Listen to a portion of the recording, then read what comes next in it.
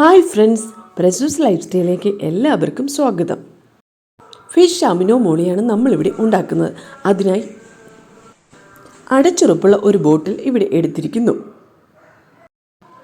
നല്ല കുറച്ച് ഫ്രഷ് ആയിട്ടുള്ള മത്തിയാണ് ഇവിടെ എടുത്തിരിക്കുന്നത്.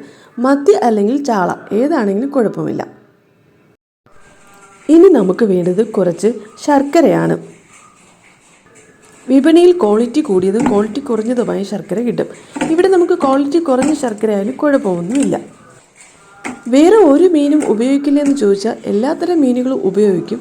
പക്ഷേ നമുക്ക് ഏറ്റവും ബഡ്ജറ്റ് ഫ്രണ്ട്ലി ആയിട്ടും അല്ലെങ്കിൽ നമുക്ക് ഏറ്റവും ചിലവ് കുറഞ്ഞ രീതിയിൽ ഉണ്ടാക്കിയെടുക്കാൻ പറ്റുന്നത്, അല്ലെങ്കിൽ കൂടുതൽ നല്ല വളം കിട്ടുന്നതും വളത്തിന് ക്വാളിറ്റി കൂടുതൽ കിട്ടുന്നതും മത്സ്യ എണ്ണ കൂടുതലുള്ള ചാളമീൻ അല്ലെങ്കിൽ മത്തിയാണ്.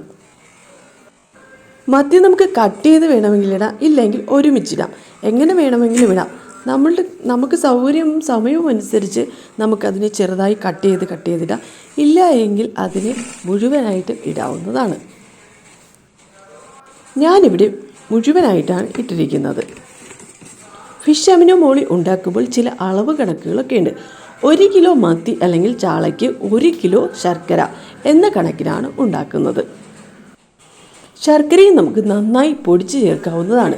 പൊടിച്ച് ചേർത്തില്ലെങ്കിലും കുഴപ്പമൊന്നുമില്ല. ശർക്കര നന്നായി പൊടിച്ച് ചേർത്ത് കഴിഞ്ഞാൽ വളരെ വേഗം ഇത് അലിയുന്നതാണ്.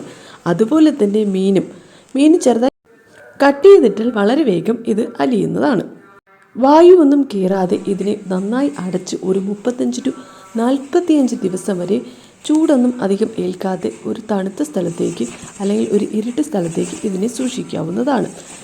അതോടൊപ്പം തന്നെ ഒരു 15 ദിവസത്തിൽ ഒരിക്കൽ ഇതിനെ നന്നായി ഇളക്കി കൊടുക്കാവുന്നതാണ്. ഫിഷ് അമിനോ മോളി തയ്യാറാക്കുന്നത് എല്ലാവർക്കും മനസ്സിലായി എന്ന് തോന്നുന്നു. ഫിഷ് അമിനോ മോളിയുടെ ബാക്കിയുള്ള വീഡിയോസൊക്കെ ഇനി വരുന്ന വീഡിയോസിൽ വരുന്നതാണ്.